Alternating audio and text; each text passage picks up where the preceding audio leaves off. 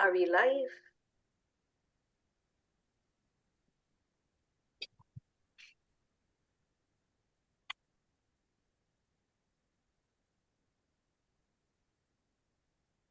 So, good morning, everyone, and welcome to this session of small cases session of expectations from Budget 2024. I'm Ami Shah, a senior journalist with nearly 2 decades of experience, and today I have a fabulous panel with me to introduce introduce them. We have Mr. Shailesh Saraf with us from Value Stocks.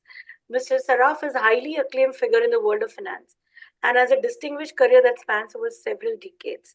His remarkable achievements and his mantra of growth lena hai, sasta lena hai, have solidified his position as a prominent fund manager and industry leader. Welcome, Shailesh.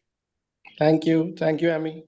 Uh, Next, we have Mr. Ashwini Shami from OmniScience Capital.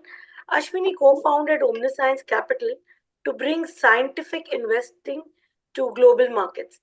The science of alpha from safety is part of his investment DNA, germinating early in his career in the IFCO Tokyo actuarial team in the form of risk consequences. Rakesh, and next we have Mr. Rakesh Pujara, uh, from Compounding Wealth. Rakesh has over 25 years of experience and in trading and investment in the Indian equity markets. Rakesh also holds is ICW from ICWA Institute.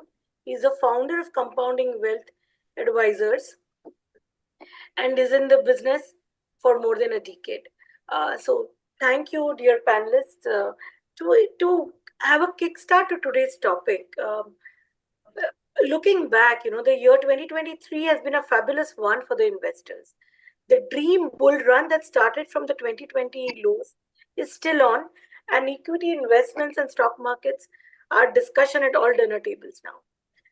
A record 42 lakh new demat accounts were opened in December, and the total number now stands at 14 crore, which is more than 3 times from that we saw in March of 2020. FIIs have pumped in $21 billion last year in the Indian equity market, and DIIs have outpaced them with pouring in more than $22 billion, just showing how powerful the domestic investments are. Now, when we look at the last year's budget, I think the focus was more on infrastructure development and at the same time boosting consumption. And the budget provided a boost to the agriculture, infrastructure, and auto sector, among others.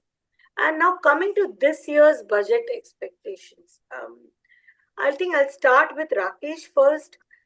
Considering that we are in the election year, do you think the budget will tilt more towards populism? And what kind of measures can we expect from the finance minister this year?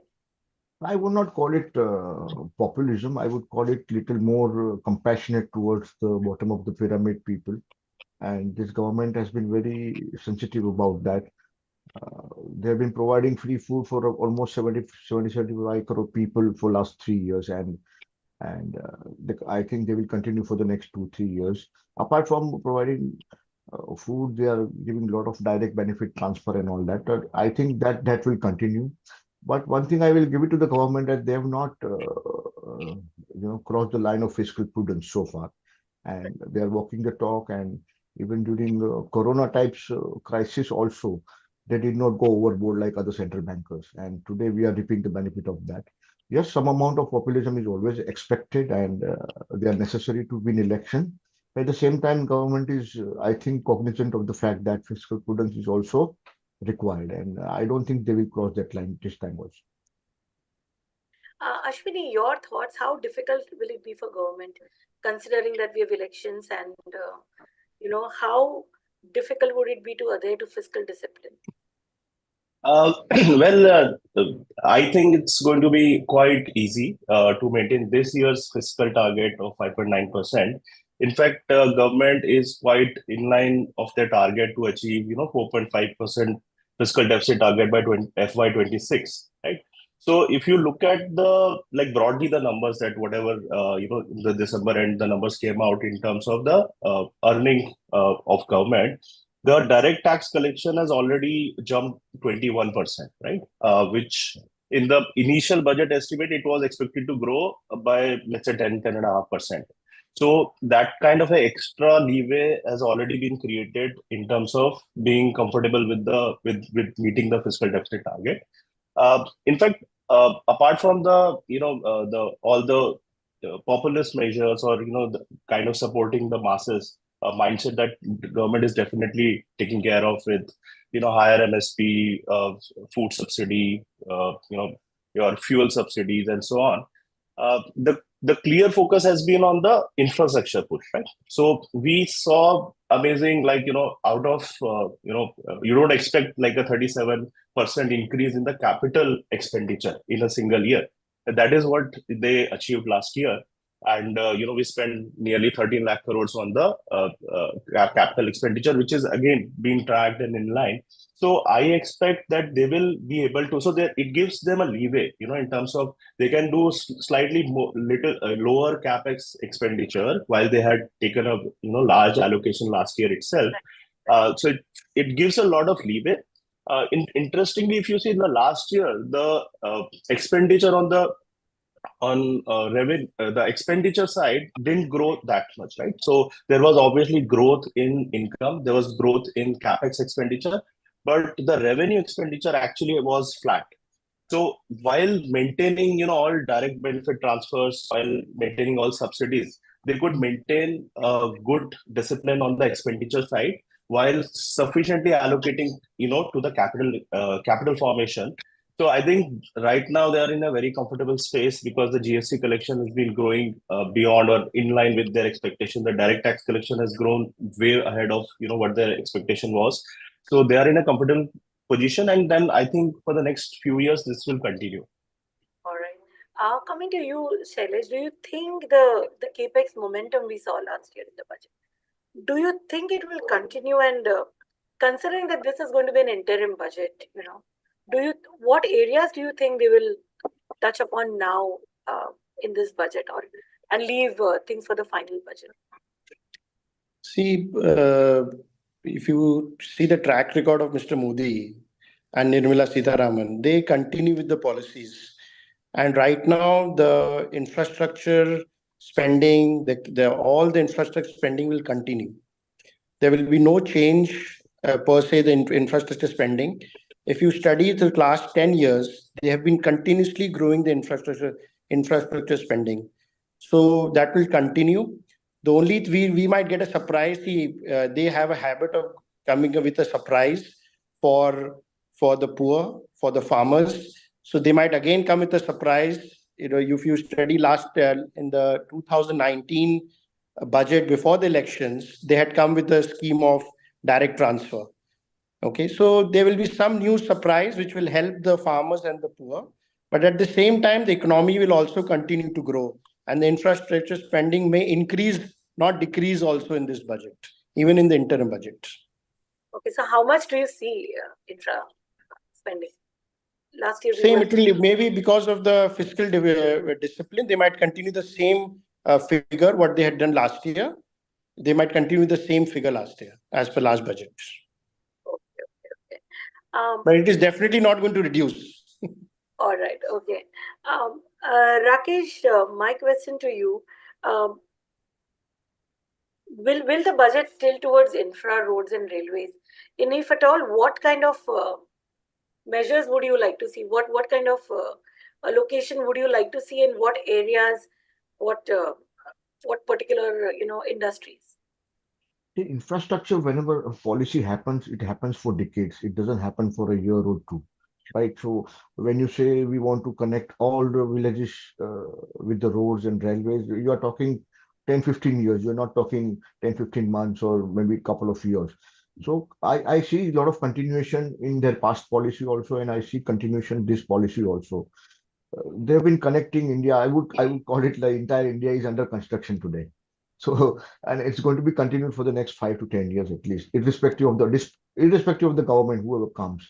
So last mile connectivity, last man standing should get the benefit of connectivity. The rail, road, even air. Like in one of his speeches, Prime Minister said that he want people with Hawaii chappal to go in Hawaii.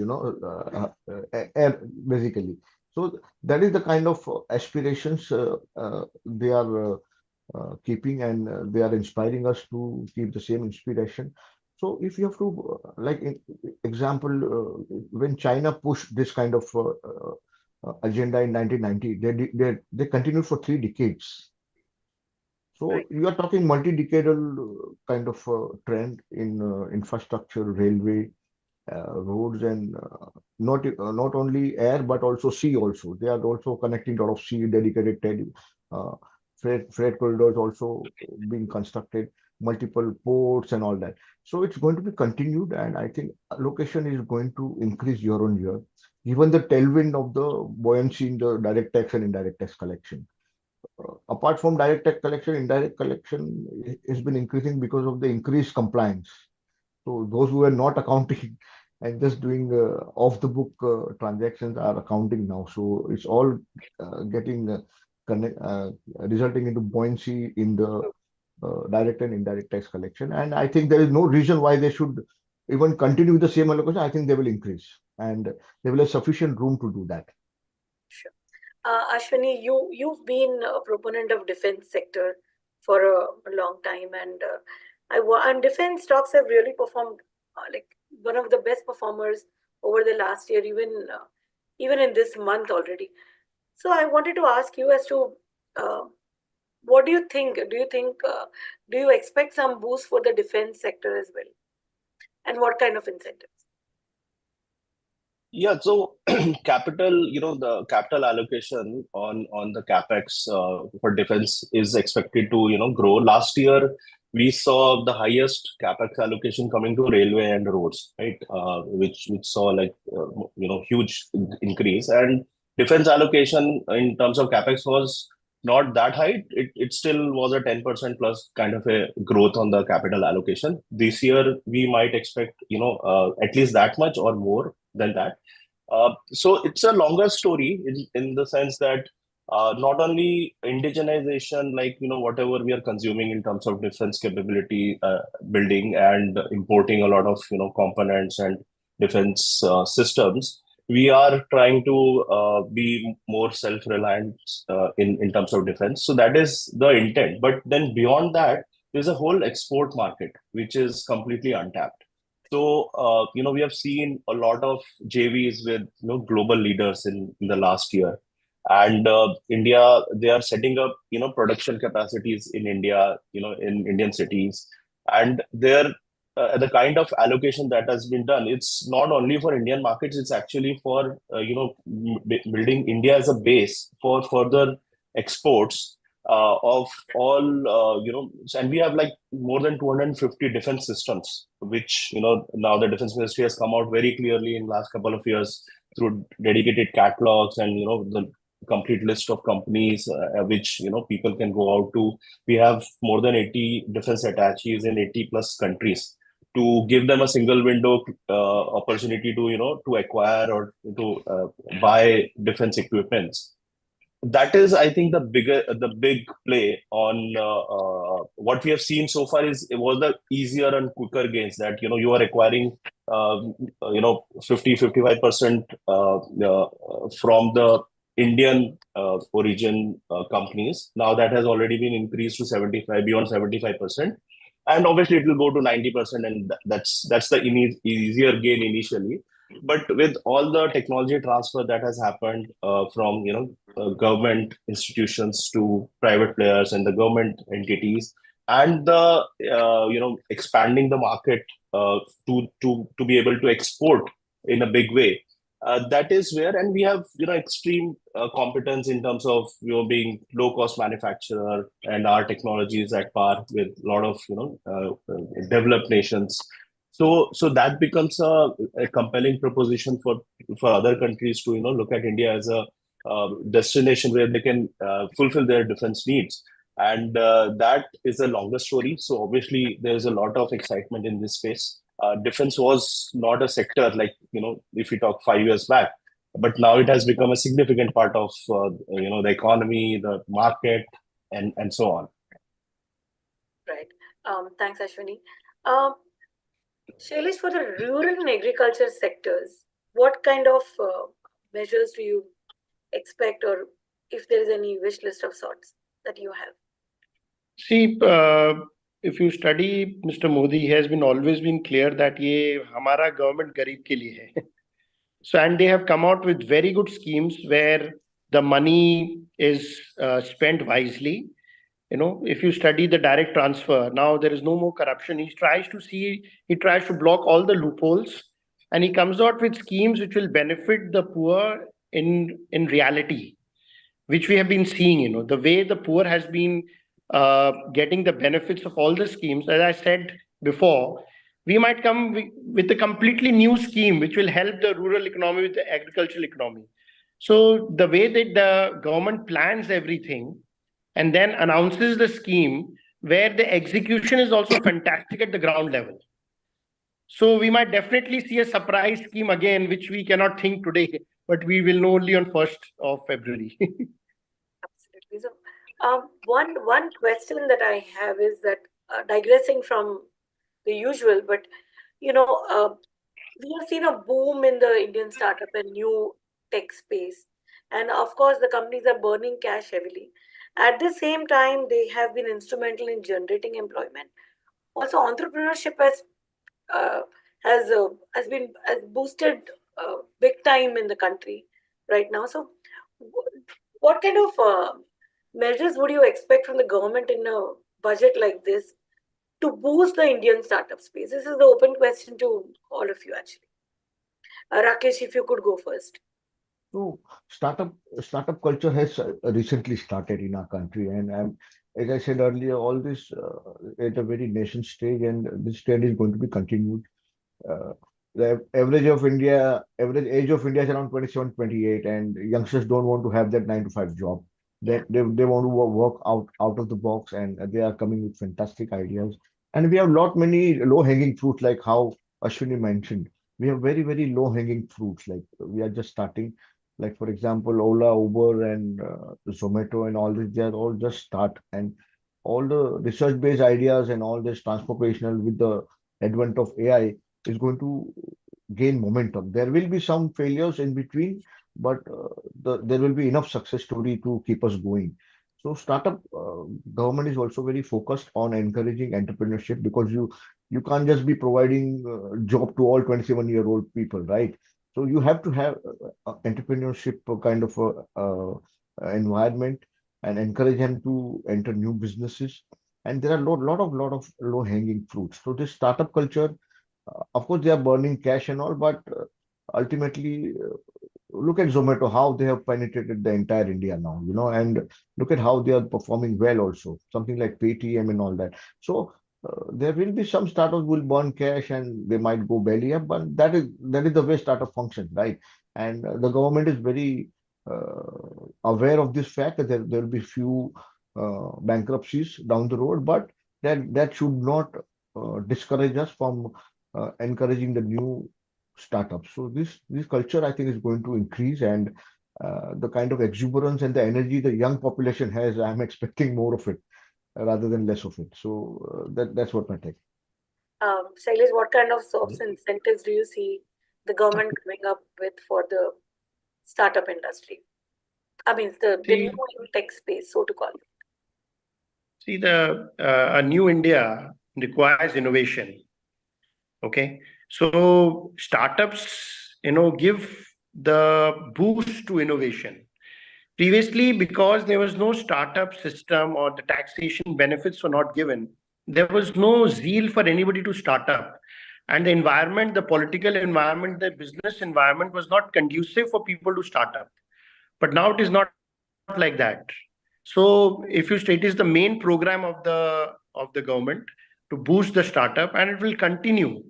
And I feel that many of them will come into profitability. The way they are taking the market by sales and revenue, many would come into profitability, and you would see more and more people coming and sharing the innovative ideas. A country grows when innovative ideas are given a boost, and this is what the government has done. And the startup will continue, and more new measures, whatever they require, will be given by the government. Sure. Ashwini, your thought, your Yeah. quick thoughts. So, so in the budget itself, I don't see any like many big announcement as far as the startup ecosystem is concerned, because it's kind of a longer horizon thing. And being an interim budget, and there are certain like government will try and focus on the key areas. That is one thing. But having said that, startup ecosystem is government has done significantly well in terms of building the building blocks or ecosystem.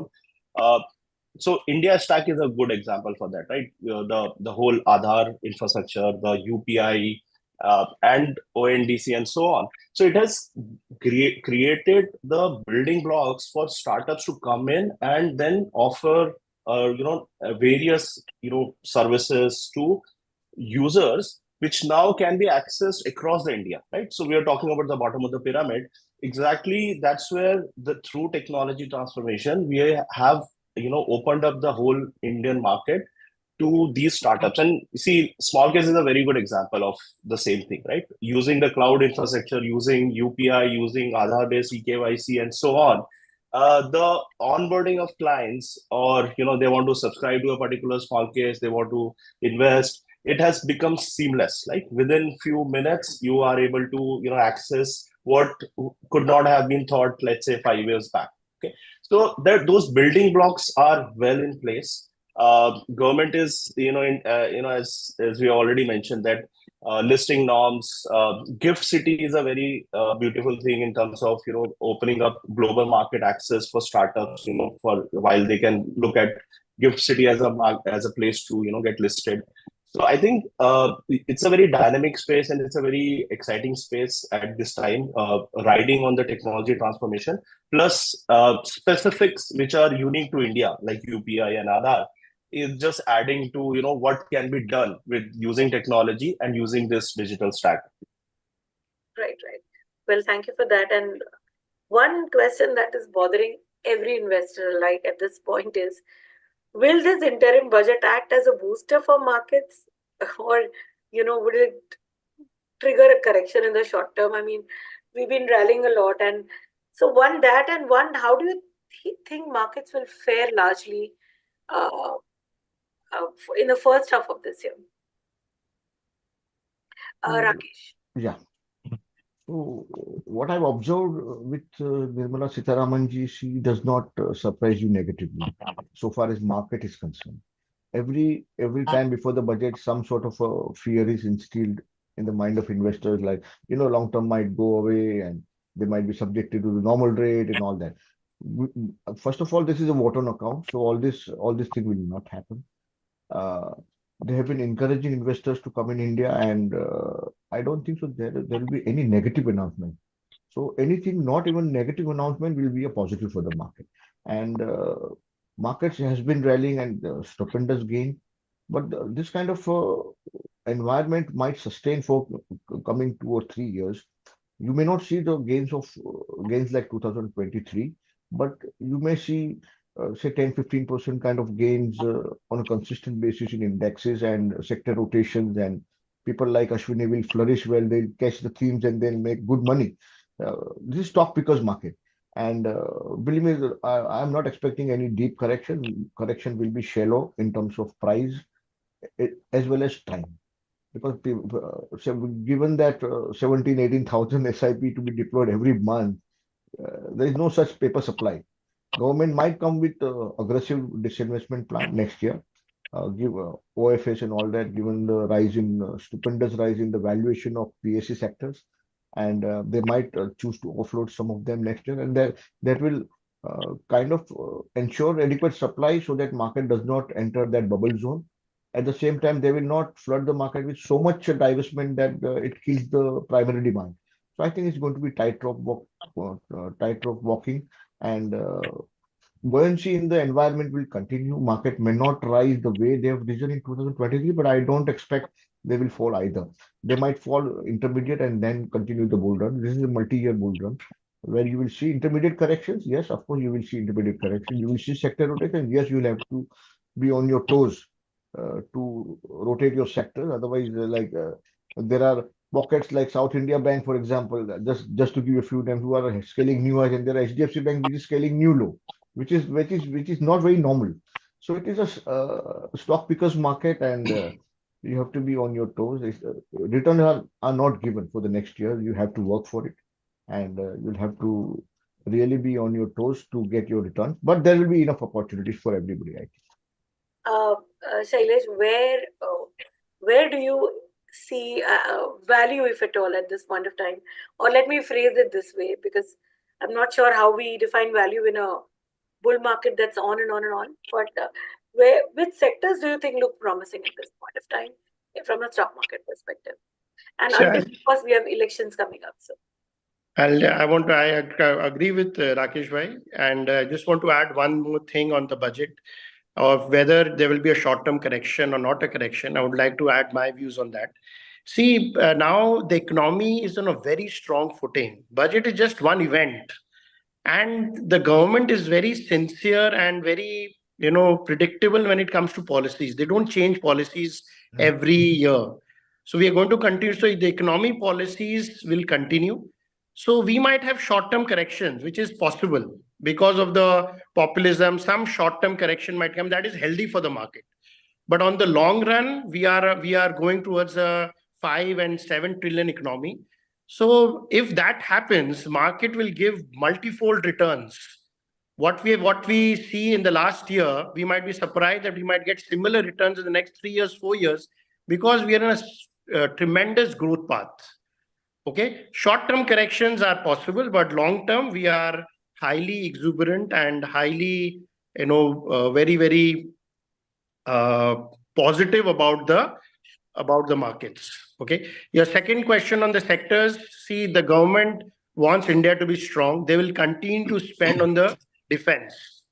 Now, when where we knew that our defense had a lot of corruption, but most of it has been removed or are being gradually removed. All the loopholes are being removed, so that the basic understanding is the defense is very important. So that when we start growing economically, our defense should be strong also.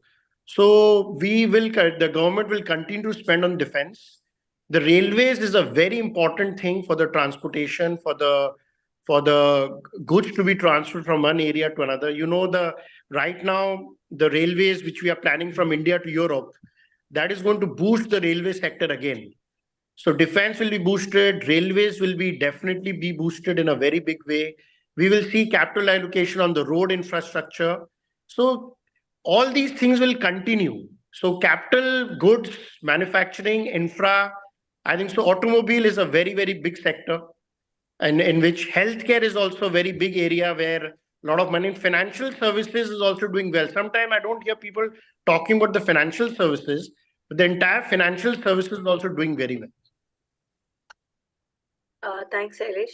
Ashwini, um, what how do you see the market direction until elections? And again, which sectors do you find attractive at this point, considering we've Yeah, already had a run up? sure. So I agree broadly with Shailesh in terms of the continued focus will remain on defense, railway, specifically railway, as Shailesh also highlighted. It's one of the most important plug in the whole logistic space. So we are railways targeting something like a 45% freight share, which is the biggest revenue share for railway itself. Plus it will take a lot of load away from road infrastructure, but and the two dedicated freight corridors are anyway going to be completely operational by sometime end of this FY25. And with that, the focus will continue to be on the infrastructure space. In addition to that, we are bullish on financial services, banks specifically, and some of the very focused infrastructure financing institutions. But banks, we see there is a very good credit growth that is happening, and the industry, the broader economy has leveraged itself, after COVID. So, the current debt to equity ratios, if you see the broader, like as in Nifty 500 level, you'll see that they are way lower than what traditionally they have been. So there's a lot of capex which is on the existing infrastructure that is coming, that will give boost to credit growth, and there is a whole lot of these greenfield projects that are coming, right, in terms of new infrastructure expansion that is happening. So that is creating further need for capital. So all capital, like services companies which are providing, enabling capital formation are going to benefit from this expansion plans. In addition to this, we are also quite positive on the IT services pack. Okay, so this has already seen a good amount of recovery in the last year. The big overhang of the US economy slowing down, recession in the US has not played out, right? So US economy has grown, like last quarter Q3 number was at 5.2% growth. So it's and with the announcement of the rate cuts, it is very clear that now Fortune 500 companies will be aggressive in terms of undertaking all those digital transformation projects, so that the growth that will be triggered with the rate cuts, they want to capture that, right? So they don't want to be under allocated at that stage, and which has already been seen in this this last quarter earnings report, that the pipeline, the project pipeline is quite healthy for IT services companies, though they might have reported less than what market was expected for the last quarter, but that's about the past. Their growth in terms of the total deal wins and stuff is something high double digit. So we are bullish on that. Market will continue to reprice this sector. And in terms of immediate reaction, see, we have to also keep in mind that first Feb is the time when we will also have the Fed announcement coming, because 30 and 31st is the Fed meeting dates. So the reaction will be the combination of what is laid out in the budget, as well as what the Fed says. So it's very difficult to separate these two things out, but it will be a mix. The immediate reaction will be a mix of these two events. And for the next few, let's say, weeks, these two events will have a reasonably bearing effect on the market movement. Well, thanks, Ashwini. And we are just 2 days away from the milestone of 75th Republic Day. And this year's theme is India, Mother of Democracy, and Viksit Bharat, a developed India. So in light of this, I mean, this is a very subjective question, rather. In light of all of this and the vision of developed India, India as a developed nation, what is one sector or theme that you are very optimistic about when you look at the next few decades? Which is one sector, theme, dream, whatever you want to call it? I would want to hear from each one of you, just one sector or one theme. Shailesh, can you go first, please? See, I am very bullish on the PSU theme. There are about 91 stocks which we have been tracking in the PSU area. So, and there are about 15, 16 sectors, and all are doing well. Surprisingly, all these, the earnings, I was checking the earnings, all these companies have grown by more than 40-50%. So usually PSU were never taken as a good investment. We never taken PSUs as good investments.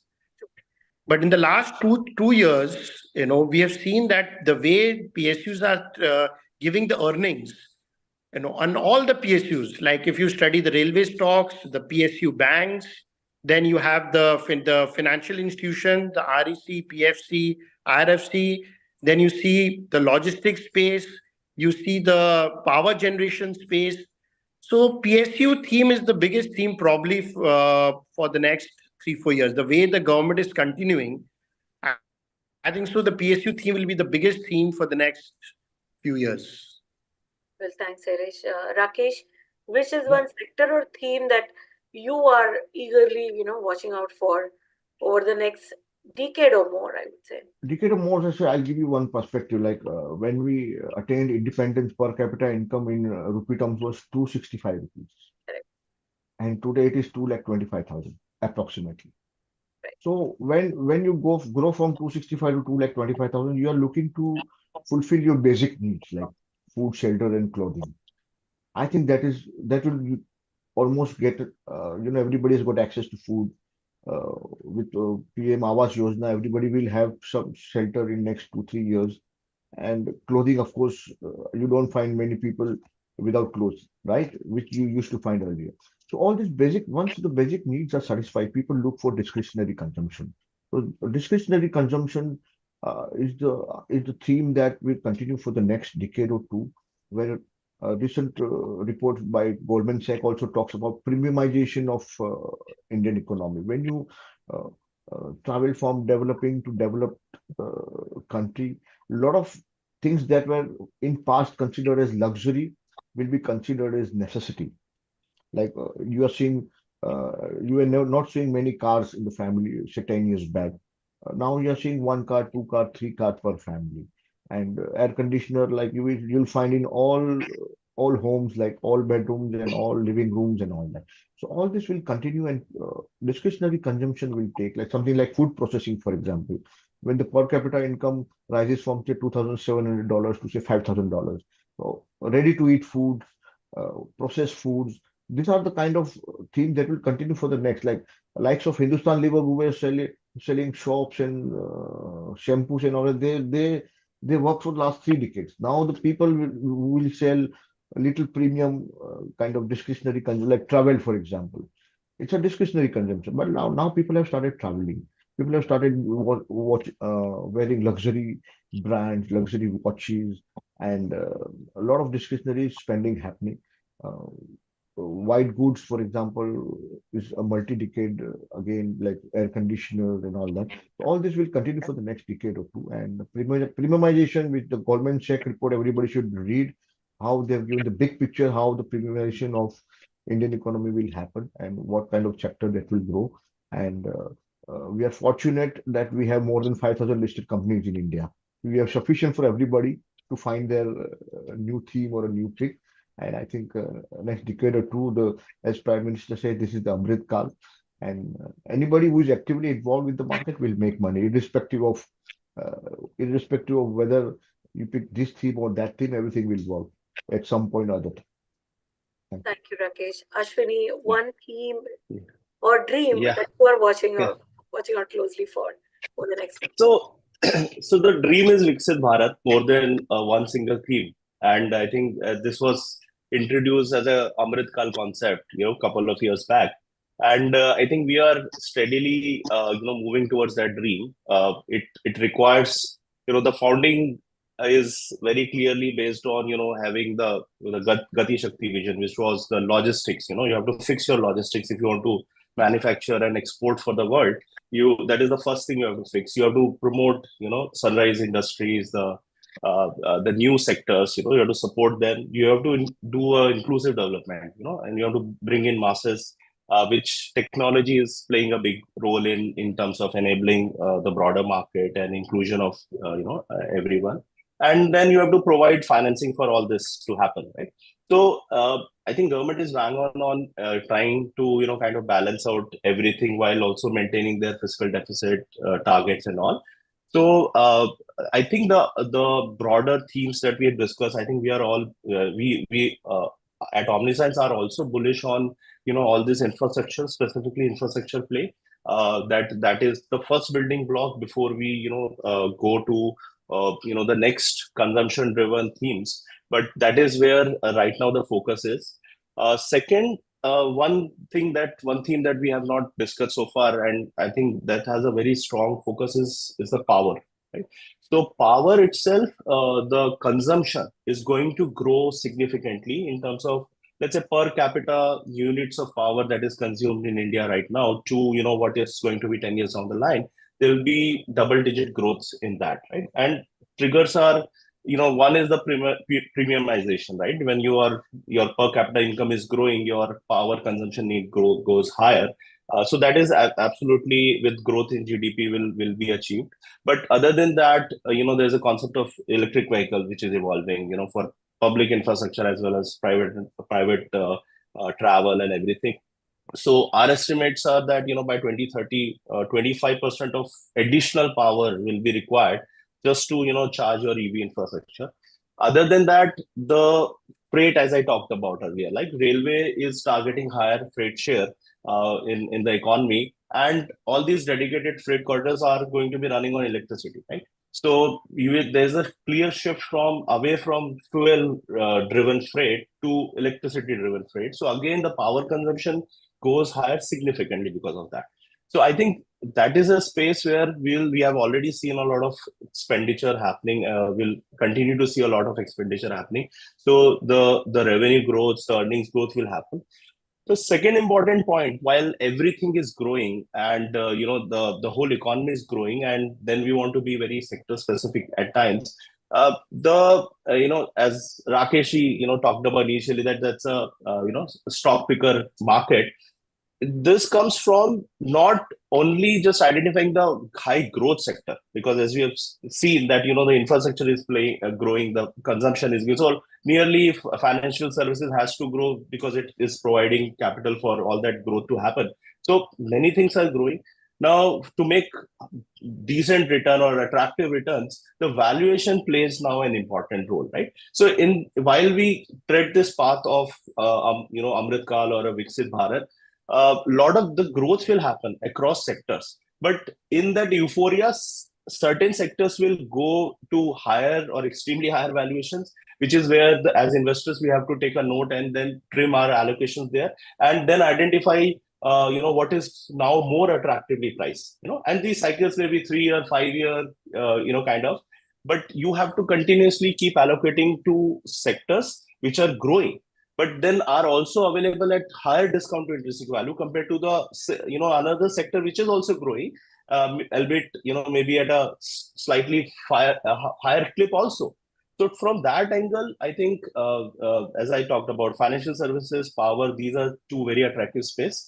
And just to balance out, you don't remain completely like an India focused portfolio. There is a hedging which is available on IT services space, which also caters to Indian IT requirements, but main market remains global markets. So as global or US economy continues to grow, that's another place where you see some attractive valuations happening. So I think that's where you have to continuously keep looking at valuations and the growth outlook and take your allocation bets right. Well, thank you. Coming to the close of the session, I have one question for all of you again. And quickly and briefly, Rakesh, what is at the top of your wish list for FM in this budget? So, top Just of the if you had one wish to make, what would you suggest? only wish, I have so many. Only one wish. The key ones, fine. Yeah. Reward the honest taxpayer, those who have been honestly paying taxes, and give them some relief, particularly middle class, because they have been uh, bearing the brunt of inflation of late, and they need a little more disposable income. And inflation is just a number, but other than inflation, like for example, education cost and everything is going up, and a middle class family who does not resort to even debt, uh, they try and manage within their resources. I think they need a more relief than they are not a very large vote bank, and I understand they are not a large vote bank, but they are honest taxpayers, particularly salaried class. And given the kind of uprise in the cost of living and the lifestyle expenditure, I think uh, Government of India and Finance Minister Nirmala Sitharaman should consider giving little more higher limit for exemption and put more money in the hands of middle class, and kind of appreciate their honesty with which they are paying taxes, particularly salaried class. And I think I have that wish list in mind. Thank you, Rakesh. Shailesh, what is at the top of your wish list for FM Nirmala Sitaram? Shailesh, you're on mute. Shailesh, you're on mute. Infrastructure spending should continue, and with fiscal discipline, basically, so we should continue the infrastructure spending, because I hope not because of the elections they reduce the infrastructure spending. That will have a bolt to the economy. But they continue the infrastructure spending with fiscal discipline. Thank you, Shailesh. Ashwini, what is at the top of your wish list for FM in this budget? Yeah, exactly. Not anything specific in mind, but as Shailesh said, that's exactly what we also expect, that they will continue to, keep focus on the capital expenditure on infrastructure and the other focus areas that the government has maintained. They just need to, do that, and while maintaining the fiscal deficit, because that will be seen, in very near term, it will be seen very negatively. Though we know that whatever that capex that is that government is doing is basically kicking in that virtuous cycle for growth, right? You allocate capital to create growth assets, and then the growth happens, and then you have additional capital to pump in for fresh growth. So government has initiated that in a very smooth manner. Now that private private sector has also joined that capital formation for growth, so they just need to maintain this momentum, and that's what we expect. Yeah. Well, thank you, panelists. It's been a very interesting discussion, and I wish we could go on and on and on. So, what will FM Nirmala Sitharaman really do? It's going to be a wait and watch until 1st February. What is in store for the common man? What is in store for industries at large? Well, it's a wait and watch. Thank you, small case. Thank you, panelists. Thanks for Thank having you. us. Thank you, Ami. Thank you, Ashwini ji. Thank you, Rakesh ji. Thank you, Thank you, Shailesh. Rakesh Thank ji. you, Thank you, Ashwini. Shailesh. Thanks, Ami, for having us. Thank you.